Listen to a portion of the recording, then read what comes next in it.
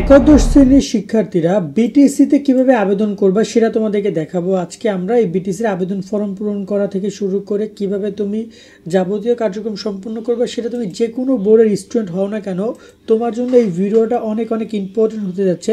তাই বিটিসির বিষয়গুলো তোমরা জেনে নাও। বিটিসি মানে বোর্ড পরিবর্তন বা বোর্ড ট্রান্সফার। চলো আলোচনা করি আমরা এই ভিডিওতে। যারা এখন আমাদের চ্যানেল সাবস্ক্রাইব করো, ফেসবুক পেজ ফলো দেন, আমাদের সাথে ফলো দিয়ে রাখো। আর অবশ্যই এই ভিডিওটি শেয়ার করে বন্ধু বান্ধব যারা টিসি নিতে চায় ওদেরকে একটু জানিয়ে দিও, যাতে করে ওরা এই বিষয়গুলো জেনে নেয়। এর আগের একটা ভিডিওতে আমরা অনলাইনের আবেদন নিয়ে কথা বলেছি, যেটাকে বলা হয় ইটিসি। আর আজকে আমরা বোর্ড পরিবর্তন বা বিটিসি নিয়ে ডিসকাশন করছি এই ভিডিওতে। বিটিসির এই যে ঢাকা বোর্ডের ফি হচ্ছে 700 টাকা, অন্যান্য বোর্ডেরও ফি 700, 800, 1000। আমি একটা বোর্ড থেকে দেখাচ্ছি, তবে সবগুলো বোর্ডেরই এই একই নিয়ম প্রযোজ্য, এই একই আবেদন ফর্ম, একই ক্রাইটেরিয়া। বাট চলো আমরা একটা একটা করে বিষয় ডিসকাশন করি। ভিডিওটা এমনিতেই অনেক বড় হয়ে যাইব, যাই হোক না কেন। চলো এখানে যদি আমরা প্রথমে একটু ডিসকাশন করতে চাই কয়েকটা পয়েন্ট নিয়ে। অবশ্যই তোমরা সবাই রেজিস্ট্রেশন করেছো, রেজিস্ট্রেশন না করলে তুমি টিসির আবেদন করতে পারবে না। এই পয়েন্টটা আগে বুঝো নিশ্চয়ই সবাই। দেন তুমি বিটিসির আবেদন করবা। আবেদন করার শেষে এখানে কিন্তু অনুমতি দরকার হবে। বিটিসির অনুমতি টিসির মতো না বা ইটিসির মতো না যে অনলাইনে অনুমতি নিবে, তোমাকে সরাসরি গিয়ে অনুমতি নিতে হবে। আর কিছু নিয়ম রয়েছে এখানে, যেমন সাবজেক্ট মিলতে হবে, জিপিএর যোগ্যতা থাকতে হবে, আসন সংখ্যাও থাকতে হবে, এবং এখানে আবেদন ফিও জমা দিতে হবে। এই পয়েন্টগুলো তোমাকে আমরা ধাপে ধাপে যখন আবেদন করব তখন বুঝিয়ে দিব। তো চলো আমরা একটু কথা বলি আবেদন ফর্ম নিয়ে। তোমরা দেখতে পাচ্ছ এটা হচ্ছে আবেদন ফর্ম। এই যে বলা আছে যে 25-26 শিক্ষাবর্ষে একাদশ শ্রেণীর বোর্ড পরিবর্তনের মাধ্যমে ছাড়পত্রের আবেদন। এই যে আবেদন ফর্মটা, এই আবেদন ফর্মটা তোমরা কোথায় পাবা? যেমন আমি ঢাকা বোর্ডেরটা দেখাচ্ছি। ঢাকা বোর্ডের এই যে দেখতে পাচ্ছ ওয়েবসাইট এসে ফর্ম লেখা দেখতে পাচ্ছ, ফর্মস। এখানে কলেজ সেকশন রয়েছে। কলেজ সেকশনের পরে তুমি নিচের দিকে এসে দেখতে পাবা যেখানে রয়েছে HSC first year BTC form. এইখানে গিয়ে ক্লিক করে এই ফর্মটা তুমি এখান থেকে ডাউনলোড করে নিতে পারবা। ওকে, এই যে ফর্মটা আমরা দেখতে পাচ্ছি। তবে এখানে প্রত্যেকটা বোর্ডের এরকমের ফর্ম রয়েছে। যদি তোমরা তাদের ওয়েবসাইটের মাধ্যমে ফর্ম না পাও, তাহলে সরাসরি বোর্ডে যোগাযোগ করতে হবে এই ফর্ম কালেকশনের জন্য, ঠিক আছে? বাট নর্মালি আমি যতটুকু জানি প্রত্যেকটা বোর্ডেরই কোনো না কোনো জায়গায় এই ফর্মটা তারা দিয়েই দিবে, কোনো না কোনো জায়গায় ফর্মটা আছে। আবার ঢাকা বোর্ডের যে এই যে নোটিশ আছে, নোটিশের সাথেও কিন্তু এই ফর্মটা অ্যাটাচ করে দেওয়া আছে। তো চলো এবার দেখি কীভাবে ফর্ম পূরণ করবা। খেয়াল করো, এখান থেকে গুরুত্বপূর্ণ পয়েন্টটা খেয়াল করবা যে এসএসসি 27 শিক্ষার্থীরা, তোমাদের জন্য চলে এসেছে নাইট 24 পাবলিকেশনের বাংলা এ প্লাস, ইংরেজি এ প্লাস ও আইসিটি ম্যাজিক। এই বইগুলো কিনলে তোমার কোনো গৃহশিক্ষকের দরকার হবে না, কারণ বাংলা প্রথম পত্রের গদ্য কবিতা ও দ্বিতীয় পত্রের সবকিছু এবং আইসিটির টপিক ভিত্তিক সবকিছুর ব্যাখ্যা এবং এমসিকিউ অনেক সুন্দরভাবে দেওয়া রয়েছে। ইংরেজি প্রথম পত্র দ্বিতীয় পত্রের সবকিছু সুন্দরভাবে অনুবাদ পাবা। সিন, আনসিন, গ্রামার এবং রাইটিং পার্ট খুব সুন্দরভাবে এই বইতে দেওয়া আছে। প্রত্যেকটা বই রকমারির বেস্ট সেলার বই। প্রত্যেকটা বইয়ে কিউআর কোড পাবা, যা স্ক্যান করলে ভিডিও ক্লাসগুলো তোমার ফোনে চলে আসবে। তাই এখনই অর্ডার করো তাদের ওয়েবসাইট অথবা ফোন নম্বরে কল করে।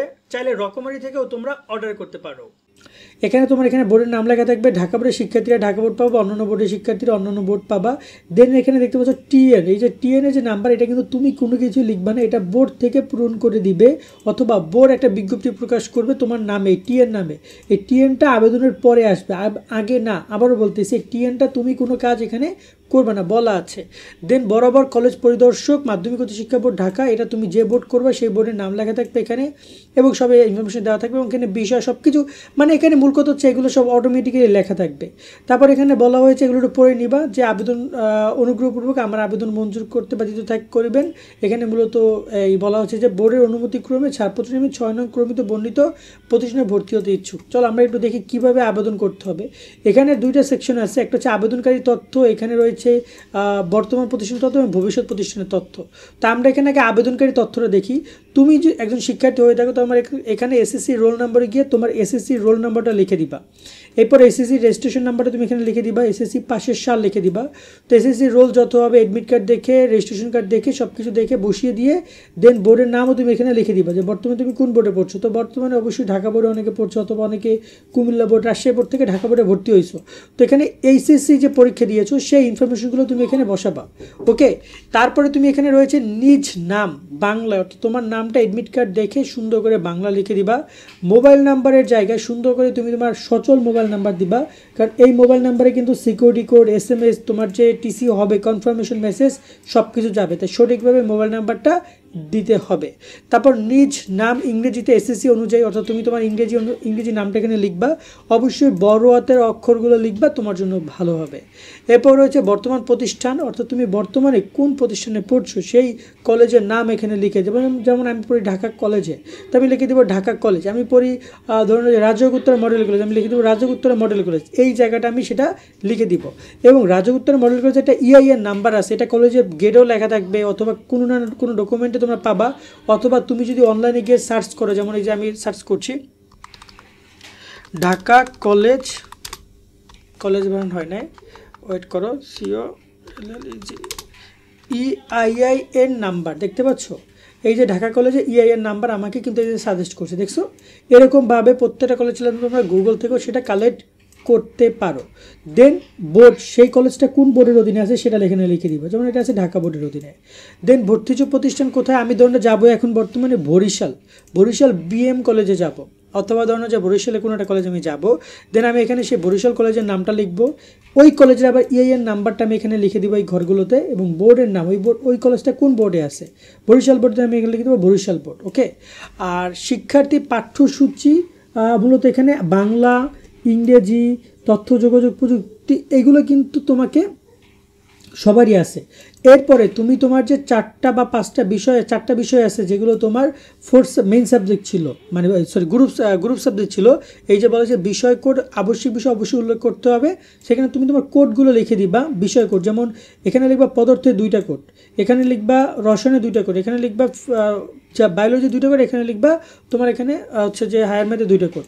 বা মানবিকের শিক্ষার্থীরা যে সাবজেক্টে তুমি ভর্তি হয়েছো সেটা তুমি জানো নিশ্চয়ই, আবেদন ফর্মটা পূরণ করেছো চূড়ান্ত ভর্তির সময়, সেই সাবজেক্ট কোডগুলো এখানে লিখে দিতে হবে, একদম এরকমের 100, 102, মানে প্রথম পত্র দ্বিতীয় পত্র 2টা লিখে দিবা, ঠিক আছে? দেন চতুর্থ বিষয়ের মানে তোমার 4th সাবজেক্ট কোনটা ছিল সেটা করে তুমি এখানে লিখে দেবে। 4th সাবজেক্ট অনেকের বায়োলজি, অনেকে হায়ার ম্যাথ, অনেকে কৃষি, অনেকে অর্থনীতি, যেটাই হোক না কেন সেটা তোমরা এখানে লিখে দিবা। লিখে দিয়ে এটা কমপ্লিট করে ফেলবা। তারপর বলছো ছাড়পত্র গ্রহণের কারণ, কেন তুমি ছাড়পত্র গ্রহণ করতে চাও। কারণের জায়গায় তুমি লিখতে পারো যে মানে তোমার হচ্ছে যে আর্থিক অসচ্ছলতা, তুমি লিখতে পারো যে যাতায়াতের সমস্যা, তুমি লিখতে পারো যে বদলিজনিত সমস্যা, অথবা তুমি লিখতে পারো অসুস্থতার কারণ, যে কোনো একটা কারণ তুমি লিখতে পারো। ম্যাক্সিমাম ক্ষেত্রে তুমি আর্থিক অবস্থা এবং যাতায়াতের সমস্যাগুলো দিতে পারো, যেটা অনেকটা ভ্যালিড কারণ হিসেবে দেখা যেতে পারে। এরপর শিক্ষার্থীর বর্তমান ভর্তিচ্ছু এলাকা, মানে তুমি এখানে বর্তমানে ভর্তি কোথায় হইতে চাও সেই এলাকাটা তুমি লিখে দিবা। যেমন আমি এখন বরিশাল পড়তে চাই, তো আমি লিখে দিব বরিশাল সদর, বরিশাল, ঠিক আছে? এরকম আমি ইনফরমেশন আমারটা আমি লিখে দিব। এবার হচ্ছে সোনালী সেবার নাম্বার, সরি আয়োজন দিচ্ছে, এবার আমি একবারে ভিডিও কমপ্লিট করছি, তোমরা কিছু মনে করো না ভাইয়া। সোনালী সেবার নাম্বার, এখানে তুমি তোমার সোনালী সেবার নাম্বারটা দিয়ে দিবা, এবং শাখার নাম, তারিখ, এগুলো পরে দিবা, কারণ আগে এগুলো দিবা না তুমি, আগে এইটুকু রেখে এই পর্যন্ত 9 নম্বর লিখে রেখে যাবা। তারপরে তোমাকে যেটা করতে হবে, তুমি দেখতে পাচ্ছ এখানে বলা হয়েছে শিক্ষার্থীর স্বাক্ষর ও পুরো নাম, এখানে তুমি তোমার স্বাক্ষর এবং পুরো নাম দিবা। সোনালী সেবার নাম্বার এগুলো আগে কেন দিবা না, কেন বলতে হবে, কারণ এগুলো তুমি এখন টাকা জমা দেওয়া না, টাকা জমা দিলে তখন তুমি এগুলো দিবা, আগে দেওয়ার দরকার নাই। ওকে, এরপর বলা হয়েছে যে বর্তমান প্রতিষ্ঠান কর্তৃক প্রত্যয়ন, অর্থাৎ তুমি যে এখন বর্তমানে যে কলেজে পড়ছো সেই কলেজের অধ্যক্ষর এখানে স্বাক্ষর লাগবে এবং তারিখ লাগবে। এই যে স্বাক্ষর তারিখ তিনি যদি দিয়ে দেন, তাহলে কিন্তু তিনি তোমাকে কি করছেন, অনুমতি দিয়ে দিচ্ছেন কলেজ থেকে টিসি নেওয়ার, মানে এইটাই এক প্রকার পারমিশন বলা হয় বা ফরওয়ার্ডিং করা বলা হয়, যে সে তোমাকে অনুমতি দিচ্ছে। তো বর্তমান এটা কিন্তু বোর্ডের নিয়ম, তাকে দিতে হবে, কারণ সে যদি দিতে না চায় সেক্ষেত্রে লাগলে তুমি তোমার অভিভাবক নিয়ে কথা বলো, বাট এক্ষেত্রে নিয়ম হচ্ছে তাকে তোমার এই সিগনেচার করতে হবে। এখানে স্বাক্ষর এবং সিল এবং তারিখ লেখা থাকবে, এবং এখানে তার নাম্বারও দিয়ে দিবে, তার নাম্বারও বোর্ডের কাছে যে নাম্বারটা অফিসিয়ালি নাম্বার আছে সেই নাম্বারটা সেখানে লিখে দিবে, মানে প্রপারলি সব ডকুমেন্ট যেন পারফেক্ট হয়। এবং এটা তিনি বাধ্য থাকবে, প্রতি বছর হাজার হাজার ছেলে মেয়ে বিটিসি নিচ্ছে, আমি তোমাকে একটু পর দেখাবো কীভাবে বিটিসি নেয়।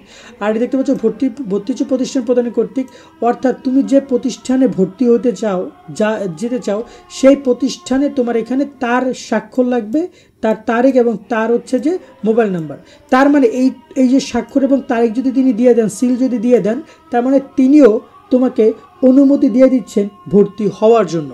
তার মানে তিনি ছেড়ে প্রথমবার যিনি বর্তমান প্রতিষ্ঠান কর্তৃক প্রত্যয়ন করছে মানে তোমাকে তিনি ছেড়ে দিচ্ছেন, আর ভবিষ্যৎ প্রতিষ্ঠান প্রদান কর্তৃক প্রত্যয়ন করছে মানে তিনি তোমাকে গ্রহণ করছেন। এবং এখানে অবশ্যই অর্থ প্রতিষ্ঠান বিভাগের নাম, এখানে বোর্ড কর্তৃক, এখানে আসন সংখ্যা বরাদ্দ, বিপরীতে কতজন অধ্যয়ন করছে, এগুলো সবই তিনি লিখে দিবেন। এই তথ্যগুলো তিনি লিখে এটা কমপ্লিট করে দিবেন। এটা তুমি তাদের দিয়ে লেখাবা অথবা তাদের সহযোগিতা নিয়ে লিখবে, কারণ এই তথ্যগুলো কিন্তু তুমি নর্মালি জানো না।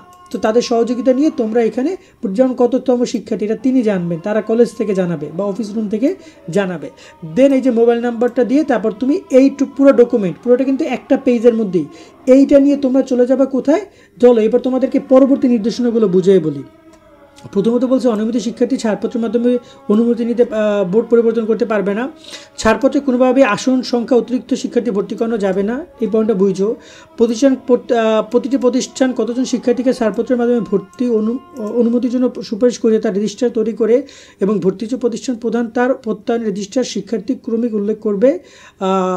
আবেদন যথাযথভাবে পূরণ করে উভয় প্রতিষ্ঠান প্রদানের, এখানে পয়েন্টটা বুঝাই যায় অধ্যক্ষের সুপারিশ সহ বোর্ডের কলেজ পরিদর্শকের দফতরে জমা দিতে হবে।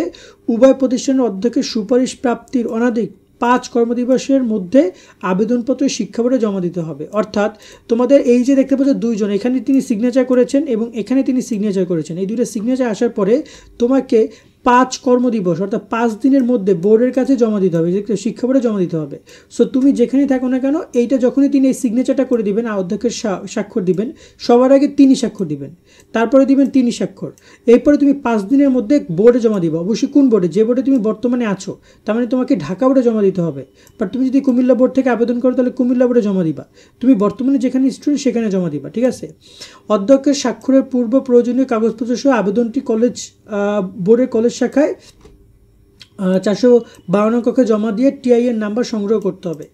তো এখানে অধ্যক্ষের স্বাক্ষর গ্রহণপূর্বক মানে গ্রহণ করার পরবর্তীতে, ঠিক আছে, পূর্বক বলছে মনে মেবি আমি যতটুকু বুঝতেছি যে স্বাক্ষর পূর্ব গ্রহণ করা হবে, তারপরে তোমাকে গিয়ে কলেজে জমা দিতে হবে, ঠিক আছে। এবং এই যে দেখতে পাচ্ছ এখানে যে টিআই এর নাম্বারটা এটা বোর্ড থেকে দিয়ে দিবে।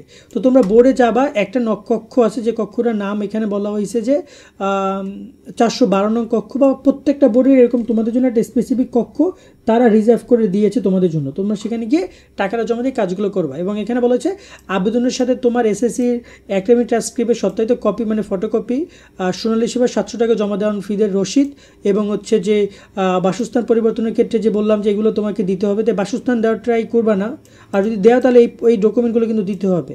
আর অন্যান্য শিক্ষা বোর্ড বা ঢাকা বোর্ডের আগত শিক্ষার্থীদের বোর্ডের ছাড়পত্রের আদেশে প্রযোজ্যের ক্ষেত্রে এই ডকুমেন্টগুলো লাগবে। এবং এখানে বলা হয়েছে আরও অনেক কথাবার্তা বলা হয়েছে। মূল কথা হচ্ছে যে এই পরে যখন তোমরা এখানে সিগনেচারটা কমপ্লিট করবা, তারপরে তোমরা যাবা সোনালী সেবায়, সোনালী ব্যাংকে যাবা, কোনো একটা সোনালী ব্যাংকে যাবা, তোমার কাছাকাছি হতে পারে, বোর্ডের কাছাকাছি হতে পারে, সেখানে গিয়ে সোনালী ব্যাংকে তাদের কাছে তোমরা এখানে শাখার নাম তারিখ সহ এই ফর্মটা দিবা। তারা তোমাকে এই ফর্ম সহ 700 টাকা জমা রাখবে এবং একটা রিসিপ্ট তোমাকে দিয়ে দিবে। এই ফর্মটা তোমাকে দিয়ে দিবে, তারা এটা 700 টাকা তুমি সেখানে জমা দিবে, তারা তোমাকে একটা রিসিপ্ট দিবে, সেই রিসিপ্টটা তুমি এইটার সাথে অ্যাটাচ করে দিবা। তার মানে তোমার কী কী লাগবে বুঝো তো, যে এসএসসির সত্যায়িত ট্রান্সক্রিপ্ট, আর হচ্ছে যে তোমার এই যে 700 টাকা জমা দেওয়ার রসিদটা কিন্তু তুমি কিন্তু নর্মালি পাবা না, নর্মালি এটা সোনালী ব্যাংক তোমাকে দিবে, ওকে। আর এখানে বাসস্থান পরিবর্তনের ক্ষেত্রে এই ডকুমেন্টগুলো হইলে তোমরা গিয়ে তারপরে এই পুরো ফর্মটা তোমরা কোথায় গিয়ে জমা দিবা, এই যে ফার্স্ট পেজ আমি এতক্ষণ যেটুকু দেখালাম, এই ফর্মটা তোমরা গিয়ে জমা দিবা বোর্ডের কাছে জমা দিলে বোর্ড এরপর বাকি কাজটুকু করে দিবে। এখানে টিআই এর নাম্বারটা তোমাদেরকে দিয়ে দিবে, এরপরে তোমরা তোমাদের কার্যক্রম সম্পন্ন করবা। সো এখানে এই হচ্ছে পুরো প্রসেসটা। আমি তোমাদেরকে একটু দেখাই দিই কীভাবে তোমরা টিসির বিষয়টা বুঝতে পারবা, কনফার্ম হবা। এই যে দেখতে পাচ্ছ ঢাকা বোর্ডের কলেজ সংক্রান্ত আদেশ অথবা অন্যান্য বোর্ড এরকমই থাকবে। দেন এই বোর্ড ট্রান্সফার বা বিটিসি বা টিসি, এখানে ক্লিক করবা, করার পরে দেখো যে এখানে অনেকেই টিসি নিছে এবং তাদের এই যে আমি তোমাকে দেখাচ্ছি এই দেখো যে 24-25 দ্বাদশ শ্রেণীর বোর্ড পরিবর্তন করছে এই ছেলেটা। তো আমরা যদি এখানে দেখে আছি এটা তো সংশোধন করছে, সংশোধনের মধ্যে না যাই, এইটা দেখি, ঠিক আছে। এই যে দেখছো টিন নাম্বারটা হচ্ছে ওর 543। দেখো এখানে প্রায় একজনকে না অনেককে এই যে বিটিসি দিয়েছে, দেখতে পাচ্ছ বিটিসি দিছে। এখানে শাউনের নাম্বার হচ্ছে 543, 44 আছে পিয়াস, সাদিয়া আফরিন আছে 45, 46 আছে হামিম, নুরশত আছে, এখানে সৈকত আছে, মানে দেখছো এখানে প্রায় অনেকেরই কিন্তু বিটিসি দিয়ে দিছে। এরকমের একটা টিন নাম্বার, এই যে দেখতে পাচ্ছ টিন নাম্বার 562 এটা কিন্তু বোর্ড থেকে ওকে দিয়ে দিছে।